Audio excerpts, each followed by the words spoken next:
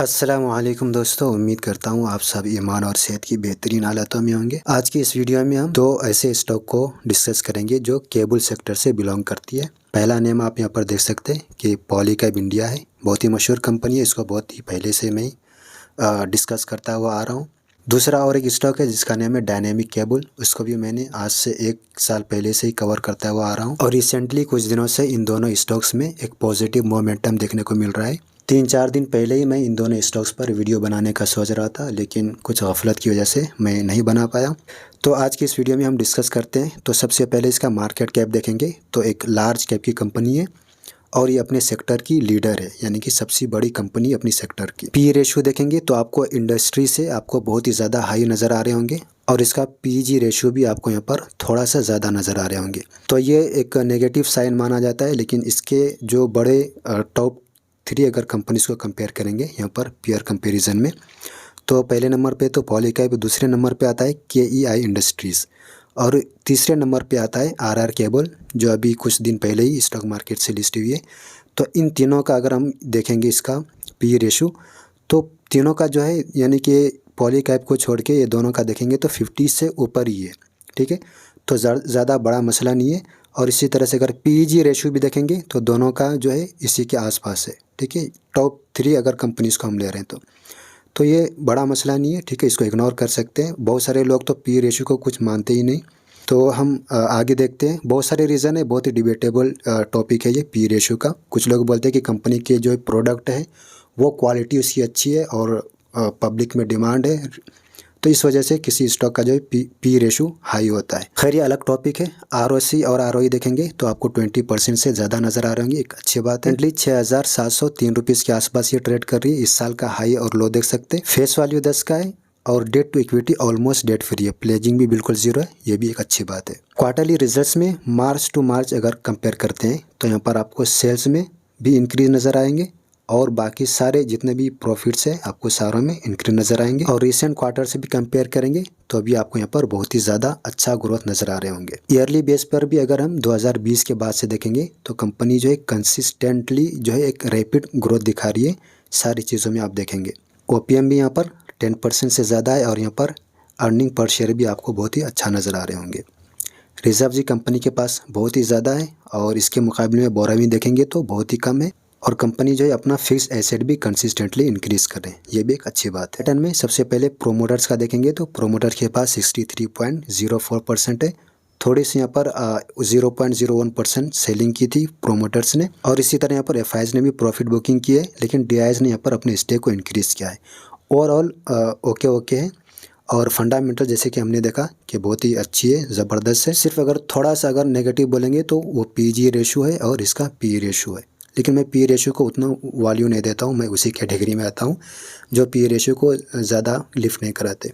तो उम्मीद करता हूँ कि यहाँ तक आपको सारी बातें समझ में आ गई होंगी और आप खुद से डिसीजन ले पा रहे हैं। ये स्टॉक जो है शरिया कॉम्प्लाइंट है according to Islamic stock screener. अब हम इसका देखते हैं टेक्निकल। तो टेक्निकल देखने के लिए हम यहाँ पर आ गए हैं अब स्टॉक्स पे और एक नया चीज़ ट्राई कर रहा हूँ, वो है इसका जो बैकग्राउंड जो है मैंने इसको डार्क कर दिया है। तो ये डार्क बैकग्राउंड आपको कैसा नज़र आ रहा है या फिर वाइट ही बेटर है, आप नीचे कमेंट करके बताएं। तो मैं नेक्स्ट वीडियो से जो है वाइट ही इसको सिलेक्ट करूंगा। तो सबसे पहले मैं आपको इंडिकेटर्स बता देता हूँ। ये जो ब्लू लाइन नज़र आ रहा है आपको, ये EMA 9 है, ये MACD RSI और ये CCI है। CCI का आप यहाँ पर सेटिंग देख सकते हैं 60 और 9 है। सबसे पहले अगर हम यहाँ पर देखेंगे तो क्रॉस ओवर तो नहीं हुआ है। अगर हम लॉन्ग टर्म के पर्पज से सोचते हैं तो यहाँ पर देखेंगे MACD का अभी फर्स्ट बार भी अभी यहाँ पर पॉजिटिव क्रिएट नहीं हुआ है, लेकिन यहाँ पर देखेंगे कि CCI और ये EMA 9 जो है ये अपने को सिग्नल दे रहा है कि यहाँ से जो है अप ट्रेंड में स्टॉक जा सकती है। थोड़ा सा ज़्यादा रिस्क होता है बनिस्बत इसके कि यहाँ पर अगर क्रॉस ओवर हो जाता है तो यहाँ से प्रोबेबिलिटी जो है इसके मुकाबले में ज़्यादा बढ़ जाता है। बाकी अगर हम मिड टर्म के पर्पज से देखेंगे तो यहाँ पर एक जैसे कि हम यहाँ पर देखते हैं कि क्रॉस ओवर रहना चाहिए। अगर यहाँ पर क्रॉस ओवर नहीं है तो यहाँ पर EMA 9 को लेकर चलते हैं तो यहाँ पर एक हिसाब से क्रॉस ओवर है। अब हम यहाँ पर इसको चेंज करके जाते हैं हम वीक के टाइम फ्रेम में। तो वीक के टाइम फ्रेम में क्रॉस ओवर तो बहुत पहले ही दे दिया था, ठीक है, लेकिन यहाँ पर क्रॉस ओवर होने के बाद फिर यहाँ पर देखेंगे कि एक साइड वेज में गया, ठीक है। यहाँ से जो है एक हॉल्ट कर दिया, यहाँ पर रुक गया यहाँ पे उसके बाद देखेंगे कि यहाँ पर ब्रेकआउट हुआ है। ये ब्रेकआउट जो है पिछले हफ्ता ही हो गया था, तो यहाँ पर ही मैं वीडियो बनाने का सोच रहा था, लेकिन थोड़ी मसरूफियत की वजह से नहीं बना पाया। तो यहाँ पर देखेंगे कि सेकंड बार जो है इसके ऊपर यहाँ पर क्रिएट हो चुका है। तो अभी भी एक ज़्यादा महंगा नहीं हुआ है कि RSI देखेंगे अभी भी 70 की रेंज से बहुत नीचे है, तो अभी भी अच्छा पोटेंशियल है इसमें। और इसका अभी कुछ 17 या 15 तारीख को इसी महीने में इसका रिजल्ट्स भी आने वाला है, तो उसका भी क्वार्टरली रिजल्ट्स की बात कर रहा हूँ, तो उसके ऊपर भी आप फोकस रखना है। उस हिसाब से अगर देखेंगे तो इसका नेक्स्ट जो रेजिस्टेंस है वो आप यहाँ पर देख सकते हैं नंबर वाइज कि इतने तक ये जा सकती है। और इसको भी अगर ब्रेक करेंगे एक अच्छे वॉल्यूम के साथ, तो फिर यहाँ से आपको जो है ऑल टाइम हाई, मेरे ख्याल से ये ऑल टाइम हाई है, तो फिर आपको यहाँ से रॉकेट बनता हुआ भी देखने को मिल सकता है। अब हम इसके डे के टाइम फ्रेम में देखते हैं। डे के टाइम फ्रेम में देखेंगे तो इस क्या बोलते हैं रेजिस्टेंस को ब्रेक करने के बाद एक अच्छा रैली यहाँ पर दिया, और आज के दिन यहाँ पर प्रॉफिट बुकिंग देखने को मिल रहा है, ठीक है। और वैसे भी यहाँ पर क्या बोलते हैं RSI जो है 70 के रेंज से ऊपर आ गया था, तो यहाँ से भी एक हीट होना शुरू हो जाता है कि बहुत ही ज़्यादा प्रोबेबिलिटी बढ़ने लगता है कि यहाँ से जो है प्रॉफिट बुकिंग होगा। तो यहाँ पर थोड़ा सा सोच समझ कर डिसीजन ले कि यहाँ से थोड़ा और भी क्या बोलते हैं करेक्शन देखने को मिल सकता है, ठीक है। अगर नेक्स्ट डे फिर पॉजिटिव होता है और इस लेवल को भी अगर ब्रेक कर देते हैं, तो फिर यहाँ पर एक अच्छा एंट्री माना जा सकता है। मैं जितनी भी बातें यहाँ पर आपको बता रहा हूँ, डिस्कस कर रहा हूँ, ये प्योरली एजुकेशनल पर्पज़ के लिए। मैं सेबी रजिस्टर्ड इन्वेस्टमेंट एडवाइजर या फिर रिसर्च एनालिस्ट नहीं हूँ। कोई भी डिसीजन लेने से पहले आपको अपने तौर पर भी रिसर्च करना है, या फिर कोई सेबी रजिस्टर्ड इन्वेस्टमेंट एडवाइजर है तो उनसे कंसल्ट करना है। वीडियो इन्फॉर्मेटिव लग रहा है तो आप लाइक ज़रूर करें। अब अपना नेक्स्ट स्टॉक देखते हैं। अपना नेक्स्ट स्टॉक जो है उसका नाम है डायनामिक केबल्स। ये पॉलीकैब का ही एक दूर के रिश्तेदार बोल सकते हैं। तो एक छोटी कंपनी है, स्मॉल कैप की कंपनी है, तो रिस्क और रिवार्ड दोनों हाई होते हैं, ये भी ध्यान में रखना है। इसका अगर पी रेशो देखेंगे इंडस्ट्री से तो उसी के आसपास है, ठीक है। जैसे कि मैं आपको कॉम्पिटिटर यहाँ पर बता देता हूँ, तो आपको वही निकल कर आएंगे। टॉप 3 आप कॉम्पिटिटर दे सकते हैं। और बाकी इसका PE रेशो देखेंगे तो कंट्रोल में है, और रिटर्न ऑन इक्विटी वगैरह और अच्छा है। करंटली जो है 983 रुपीज़ के आसपास ये ट्रेड कर रही है। इस साल जो है इसका सबसे लो 455 गया था, और अपने लो से जो है ऑलमोस्ट डबल आ चुका है। फेस वैल्यू 10 का है। Debt to equity debt free बोल सकते हैं, और यहाँ पर प्लेजिंग भी बिल्कुल ज़ीरो है, अच्छी बात है। क्वार्टरली रिजल्ट्स मार्च टू मार्च देखते हैं, तो यहाँ पर सेल्स में भी आपको यहाँ पर इंक्रीज नज़र आएंगे, और इसी तरह आपको ऑपरेटिंग प्रॉफिट में भी, और प्रॉफिट आफ्टर टैक्स, और बिफोर टैक्स और आफ्टर टैक्स दोनों भी में भी आपको अच्छा ग्रोथ नज़र आ रहे होंगे। और रिसेंट क्वार्टर से भी कंपेयर करेंगे तो भी पॉजिटिव है। सिर्फ 2021 में और 20 में थोड़ा सा इसका मोरल डाउन हुआ था, वो कोविड का भी इफ़ेक्ट हो सकता है। उसके बाद से देखेंगे कोविड के बाद से भी आपको सारी चीज़ों में एक अच्छा नज़र आ रहे होंगे। OPM भी 10 का है, और EPS भी देखेंगे तो ये भी अच्छा है और इंक्रीज़ हुआ है, ये देखें अच्छा इंक्रीज़ हुआ है। बैलेंस शीट में कंपनी के ऊपर जो है 59 करोड़ का क्या बोलते हैं कर्जा है, लेकिन उससे कहीं ज़्यादा रिजर्व्स है, और फिक्स्ड एसेट भी कंपनी का इंक्रीज़ हुआ है।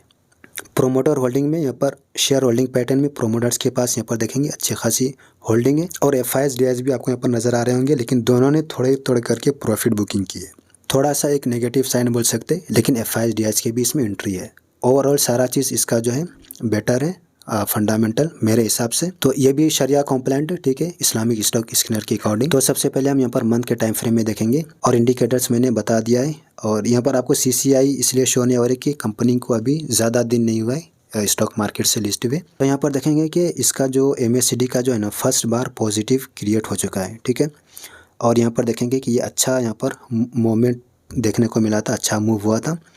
तो इस हिसाब से भी अगर इसका ये देखेंगे तो इसको कंसीडर कर सकते हैं कि एक लॉन्ग टर्म के पर्पज़ से। तो इसको लॉन्ग टर्म के पर्पज़ से भी आप मज़ीद इसमें स्टडी कर सकते हैं, और आप अपने रडार पे रख सकते हैं। मंथ के टाइम फ्रेम में हम जब भी देखते हैं, और लॉन्ग टर्म जब भी मैं बोलता हूँ, तो इसका मतलब होता है कि एवरेज 1.5 से 3 साल, ठीक है। और इसका नेक्स्ट जो रेजिस्टेंस रहेगा आप यहाँ पर देख सकते हैं इसका नंबर, इसका जो ऑल टाइम हाई था, और इसको अगर ब्रेक करते हैं एक अच्छा वॉल्यूम के साथ, तो फिर यहाँ पर आपको एक अच्छा इसका जो है रिस्पांस देखने को मिल सकता है पॉजिटिव। अब वीक में देखेंगे तो यहाँ पर ही इसका क्या बोलते हैं क्रॉस ओवर हो गया था, ठीक है। मैं यहाँ पर ही क्या बोलते हैं इसके ऊपर वीडियो बनाने का सोच रहा था, लेकिन वो छोड़ो, जाने दो। उसके बाद यहाँ पर देखेंगे कि एक लंबा सांस लिया है, ठीक है, होल्ड किया है, और उसके बाद फिर यहाँ से जो अपना क्या बोलते हैं बोरिया बिस्तर समेट के यहाँ से निकलने की तैयारी में है। तो एक मिड टर्म के पर्पज से भी आप इसमें सोच सकते हैं। और यहाँ पर RSI भी देखेंगे तो यहाँ पर आपको क्या बोलते हैं 70 के रेंज से नीचे ही नज़र आएंगे। तो मिड टर्म से मुराद वही होता है कि 1.5 से 3 महीना 4 महीना, ठीक है। और इसमें जो है आप स्विंग ट्रेडिंग के पर्पज़ से भी आप इसमें सोच सकते हैं, इसलिए कि ये क्या बोलते हैं इस लेवल को ब्रेक किया है। और यहाँ पर देखेंगे CCI, इसको हम 1 सेकंड, इसको पहले हम कर देते हैं 9, ये 30 कर देते हैं।